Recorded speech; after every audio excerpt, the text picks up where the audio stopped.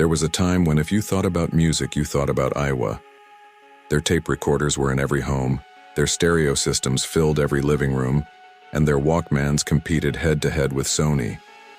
A brand that seemed destined to reign forever ended up vanishing almost without a trace. This is the story of Aiwa, the Japanese giant that conquered the world through music and was devoured by the very market that once crowned it. And if you love discovering stories of legendary tech brands, subscribe now, because what you're about to hear is a reminder that even the greatest can fall. The story of Aiwa begins in the early 1950s, a decade when Japan was still rising from the ashes of World War II. The country was undergoing a period of intense reconstruction, not only in its infrastructure, but also in its industries and cultural life. It was during this moment of rebuilding that Aiko Denki Sangyoko was founded in Tokyo in 1951. At first, Aiwa was far from being the global household name it would later become. Its focus was modest, producing microphones and small audio components. But even in these humble beginnings, the seeds of its philosophy were clear: engineering precision, affordability, and a desire to make audio technology more accessible. While companies like Sony and Matsushita, later Panasonic, were pushing toward high-tech premium electronics, Aiwa positioned itself as the brand for everyday people, with solid products that didn't compromise on quality. By the late 1950s, the world of music and home entertainment was about to change dramatically. Vinyl records had already transformed how people consumed music, but they were fragile, large, and not very portable. Meanwhile, tape technology was starting to emerge as a more flexible format. It was cheaper, easier to store, and most importantly, it allowed recording. This was where Aiwa made its first big leap. In 1959, the company produced one of Japan's very first open-reel tape recorders. At the time, most people had never even imagined being able to record their own voices, radio shows, or music at home. Recording had been the domain of radio stations and studios. With this move, Aiwa helped democratize the act of recording, opening up a new world of creativity for schools, families, and hobbyists. This wasn't just about technology, it was cultural. In post-war Japan, music was becoming a unifying force. Jazz was flooding in from the United States, enka ballads carried traditional sentiment, and Western rock and roll was beginning to stir youth culture. The ability to record and replay these sounds gave ordinary people a new kind of control over their entertainment. Aiwa's machines, though still relatively bulky and expensive by today's standards, were revolutionary in their time. By 1960, Aiwa had laid the groundwork for what would become its identity, a company willing to take risks on new formats and to offer products that gave consumers freedom over how they experienced sound. Unlike Sony, which pursued prestige and innovation at the high end, Aiwa embraced a role as the bold challenger brand, affordable, practical, and designed for the masses. This spirit of accessibility would become Aiwa's greatest strength, but also, as history would later show, one of its weaknesses. Because while they were quick to ride the wave of popular audio trends, they sometimes struggled to anticipate the next big shift. Still, in the 1950s, the company was full of promise. Few could have imagined that these modest beginnings would one day lead to a global brand with products in millions of homes. By the dawn of the 1970s, Aiwa was no longer just a small Japanese audio manufacturer. The company had already proven itself with tape recorders and microphones, but the new decade brought something much bigger: the explosion of home entertainment culture. Families were buying stereo systems for their living rooms. Young people were falling in love with rock, funk, and disco, and the very definition of music at home was changing forever. This was Aiwa's chance, and it seized it brilliantly. In the 1970s, Aiwa launched a line of stereo systems that quickly became iconic. Unlike the simple radios of the past, these systems were modular. They came with amplifiers, tuners, cassette decks, and large, powerful speakers. For many, owning an Aiwa stereo wasn't just about listening to music. It was a statement. It meant you valued sound, power, and style. Aiwa's stereos were often priced lower than those of Sony or Pioneer, but they didn't feel cheap. They were solid, reliable, and stylish enough to attract a younger audience. Students, young couples, and working-class families who couldn't afford a Sony or Technic system found in Aiwa the perfect balance: quality sound without breaking the bank. If there's one innovation that made Aiwa a household name in the 1980s, it was the double cassette deck. These machines allowed people not only to play music, but also to copy it easily. You could record from one tape to another, record songs from the radio, or even make your own compilation, the legendary mixtapes. Mixtapes were more than just music. They were expressions of identity. Teenagers gave them to their crushes, DJs used them to share underground music, and friends swapped them like cultural currency. And in millions of these stories, the tool behind it all was an Aiwa cassette deck. This feature made Aiwa stand out. While Sony focused on premium Walkmans and higher-end decks, Aiwa was giving everyday people the freedom to copy, create, and share music, something revolutionary at the time. Sony may have invented the Walkman in 1979, but Aiwa quickly carved its own space in the portable cassette player market. Its models often had extra features that Sony's did not: integrated radios, voice recording, stronger bass, or bold designs aimed at younger consumers. This strategy worked. Aiwa wasn't just the cheaper option, it was often the cooler, more playful alternative. For kids and teens who couldn't afford a Sony, Aiwa became the go-to brand. Millions of students walked to school with an Aiwa player clipped to their belts, headphones on, living their lives with a personal soundtrack. By the mid-1980s, Aiwa wasn't just a Japanese brand, but it was everywhere.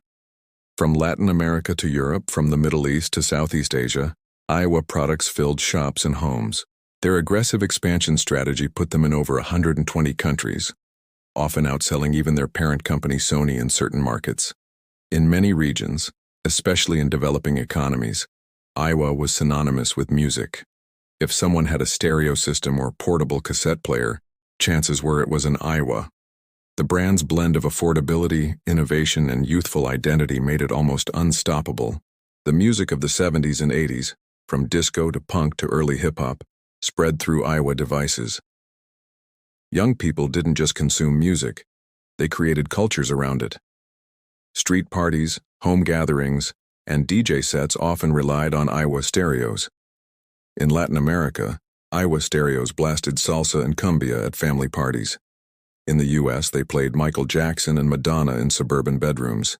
In Europe, they delivered the raw power of rock and electronic music to youth clubs. Aiwa wasn't just a product, it was part of global youth identity. By the late 1980s, Aiwa had firmly established itself as the brand of the people.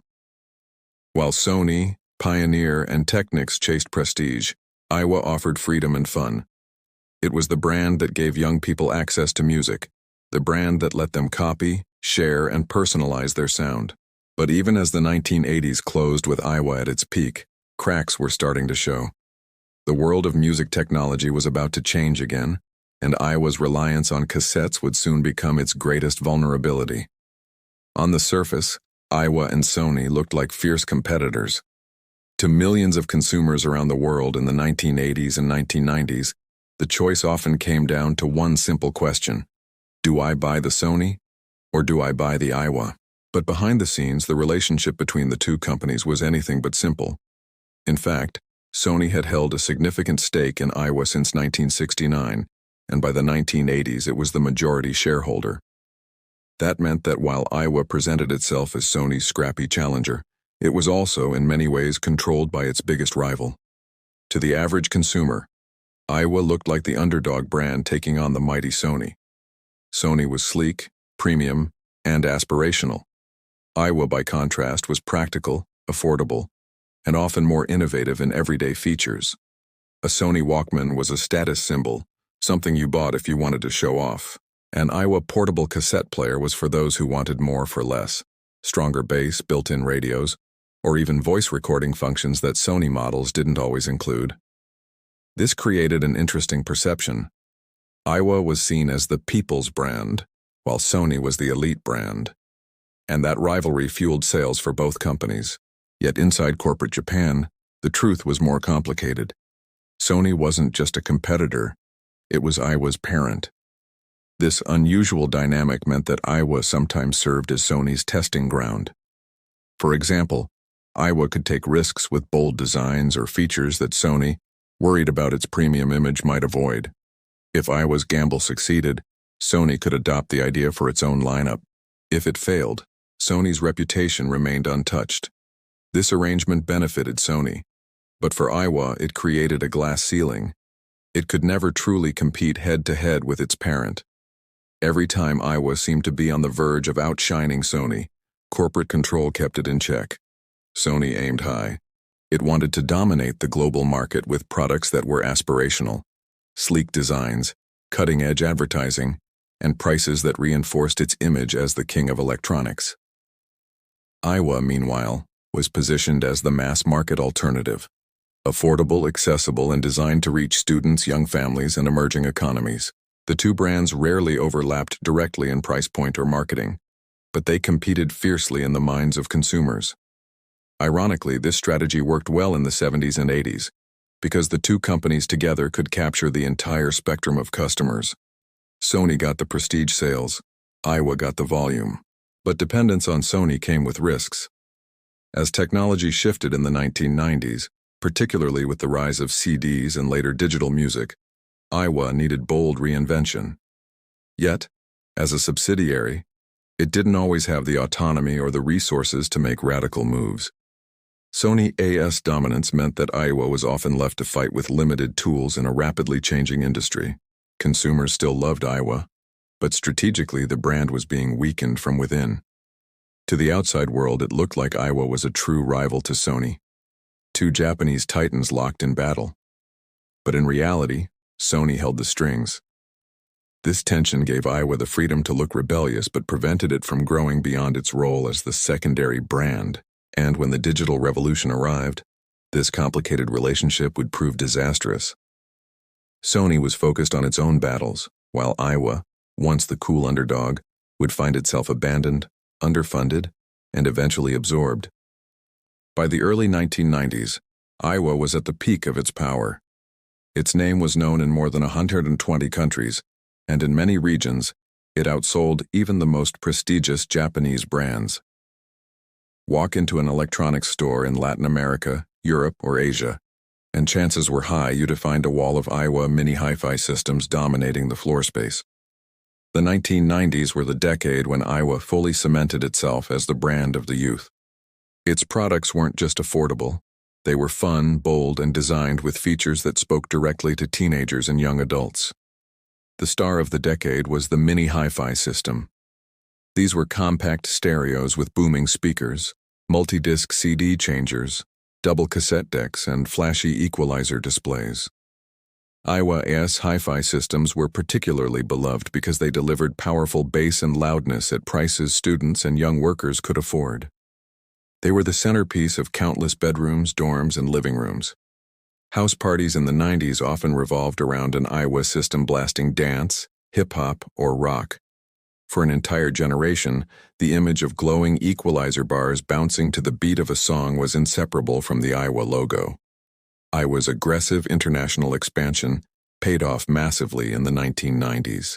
The brand built strong footholds in Latin America, where its systems became status symbols in middle-class homes. In Europe, it became the go-to choice for teenagers who wanted something cooler and cheaper than Sony. In Asia, it was practically everywhere, affordable enough for the masses but stylish enough to feel aspirational. Advertising campaigns portrayed Aiwa as edgy and rebellious, often in contrast to Sony's more polished corporate tone. This made Aiwa resonate deeply with the young. But even during its golden years, subtle warning signs were emerging. The cassette format, which had been Aiwa's bread and butter, was rapidly being replaced by the compact disc, CD. Aiwa adapted by including CD players in its hi-fi systems, sometimes with multiple disc changers, but it never became a true innovator in CD technology. While companies like Sony and Philips were pushing the CD forward as a global standard, Aiwa was more focused on keeping its hardware flashy and affordable. It was a strategy that kept sales high, but it left the brand vulnerable to bigger shifts in the industry. By the mid to late 1990s, the rise of digital music formats like MP3 began to threaten the entire analog audio industry. Napster, Winamp, and early MP3 players showed that music was moving away from physical formats altogether. For Aiwa, whose identity was tied to cassettes and CDs, this was a looming crisis. The company wasn't investing heavily in digital ecosystems or portable MP3 players. While Apple was preparing to launch the iPod and Sony was experimenting with mini-disc, Aiwa remained anchored to its mini systems and cassette decks. Externally, the 1990s looked like a triumph for Aiwa. Sales were strong, the brand was everywhere, and young people adored it. But beneath the surface, cracks were spreading.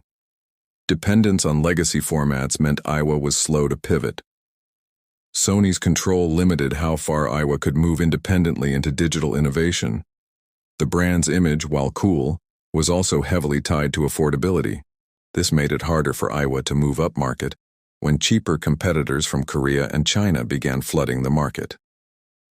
The warning signs were there for those who looked closely. The world of music consumption was on the brink of a massive transformation, and companies that didn't invest in digital platforms were at risk of being left behind. Aiwa, ironically, was so focused on dominating the 1990s with flashy hi-fi systems that it failed to see just how quickly its foundation was eroding. For now, though, the party was still going. The 1990s belonged to Aiwa, but the next decade would bring the storm that ended its reign. As the 1990s came to a close, the world of music and technology was shifting at breakneck speed. What had once been Aiwa's strongest advantage, its dominance in cassette and mini hi-fi systems, suddenly became a heavy liability. The rise of CDs had already forced Aiwa to adapt, but the real disruption came with the digital music revolution of the early 2000s. By 2000, MP3 files and file-sharing platforms like Napster had changed how young people consumed music. No longer tied to cassettes or CDs, music became something you could store on your computer, share online, and carry on a device smaller than your palm. Apple launched the iPod in 2001, a sleek device that made carrying thousands of songs effortless. Competitors like Creative and Rio also offered portable MP3 players. These devices made cassette decks and even CD changers feel instantly outdated. Aiwa, deeply rooted in analog hardware, failed to pivot. The company released some CD MP3 combo systems, but these were half measures, clunky, uninspired, and quickly overshadowed. Consumers no longer wanted massive stereos with flashing equalizers. They wanted compact, digital, portable solutions. The impact was brutal. Aiwa's sales began to plummet across all major markets. The very customers who had once been the brand's lifeblood, teenagers and young adults, were now flocking to iPods, Discman CD players, and eventually smartphones. In Latin America, once a stronghold for Aiwa mini systems, cheaper Korean brands like LG and Samsung began to dominate. In Europe, stylish new competitors like Philips pushed aggressively into the MP3 market. And in Japan, Aiwa looked increasingly like a relic from another era. Sony, which had controlled Aiwa for decades, finally decided to take action. In 2002, Sony fully absorbed Aiwa, announcing that it would reposition the brand as a line of low-cost products. The idea was to use Aiwa to capture the budget market, while Sony itself focused on premium electronics. But this decision backfired. Instead of reviving Aiwa, Sony stripped it of its identity. Aiwa products became little more than rebadged, cheaper Sony devices. Gone was the rebellious, youth-oriented personality that had made Aiwa beloved. To consumers, Aiwa no longer stood for innovation. It was just cheap Sony. This brand dilution killed what little loyalty Aiwa still had left. By 2004, Aiwa was in freefall. Sales continued to decline, and the once vibrant brand was now seen as outdated and unnecessary. Sony quietly reduced its Aiwa offerings year by year until, in 2006, the company officially discontinued the brand. It was an unceremonious end. Aiwa, the brand that had once defined an entire generation's relationship with music, disappeared from shelves almost overnight. For millions of people, the disappearance of Aiwa was more than just a corporate decision. It felt like the end of an era. The mixtapes, the house parties, the glow of equalizers in teenage bedrooms, all tied to Aiwa, all now memories. What made it even more tragic was the speed of the fall. In less than a decade, Aiwa had gone from global dominance to complete oblivion. For nearly a decade after its discontinuation in 2006, Aiwa lived only in memory, a brand whispered with nostalgia among those who had grown up with its stereos, cassette decks, and mini hi-fi systems. Then, in 2015, a surprising headline appeared. Aiwa was coming back. The resurrection was led not by Sony but by an American company, Hale Devices, which acquired the rights to the Aiwa name. Their mission was ambitious: to revive the legendary brand and reintroduce it to a new generation of consumers. For those who remembered Aiwa's glory days, this news sparked hope. Perhaps the rebellious, youth-driven brand of the past was ready for a new era. The new Aiwa launched products like Bluetooth speakers, radios, and portable sound systems. The strategy was clear: tap into the booming wireless audio market, dominated by brands like JBL, Bose, and Beats by Dr. But almost immediately, problems emerged. These new Aiwa devices had little in common with the innovative, feature-rich products that had made the brand famous decades earlier. They were competent but not groundbreaking. Worse, the designs lacked the distinctive identity Aiwa once had. Consumers who remembered the brand felt disappointed. This wasn't the Aiwa they knew. For younger generations, the name Aiwa meant nothing. Teenagers and 20-somethings who were buying wireless headphones and portable speakers in the 2010s had no memory of mixtapes, cassette decks, or 90s mini systems. To them, Aiwa was just another brand, and it had no edge against the giants of the modern market. Meanwhile, nostalgic consumers, the very people who had loved Aiwa in its heyday, looked at the new lineup and felt underwhelmed. They wanted boldness, personality, and innovation, but what they saw was a generic attempt to cash in on a forgotten name. The failed resurrection of Aiwa can be summed up in one word: identity. The brand had once thrived because it stood for something: affordable rebellion, youth culture, and powerful sound for everyone. The 2015 revival never recaptured that magic. Instead, it launched into a crowded market with little differentiation. Other companies leaned into nostalgia with success: Nintendo with its retro consoles, Polaroid with instant cameras. But Aiwa didn't embrace its legacy in a meaningful way. There were no products that honored the iconic double cassette decks or the hi-fi systems that had defined its golden years. By the early 2020s, Aiwa's revival had largely fizzled out. Its products existed in small pockets of distribution, often in niche markets or through online retailers, but the brand was no longer a major player. What was meant to be a glorious comeback turned into a quiet afterthought. Even if the resurrection failed, the legacy of Aiwa endures. For millions who grew up in the 70s, 80s, and 90s, Aiwa will forever be tied to the soundtracks of their youth. The mixtapes, the equalizers, the parties, the first time they recorded a song off the radio, all of it carries the Aiwa name. Aiwa's story is both inspiring and tragic, a brand that gave people freedom, joy, and identity through music, but one that ultimately could not adapt to the ruthless pace of technological change. Aiwa's story is not just the rise and fall of a brand. It's the story of how music shaped entire generations, of how technology gave us freedom, and of how brutal the market can be when innovation slows down. From the double cassette decks that powered teenage dreams, to the mini hi-fi systems that lit up house parties, to the headphones that walked with us through school corridors, Aiwa was never just electronics. It was a way of life.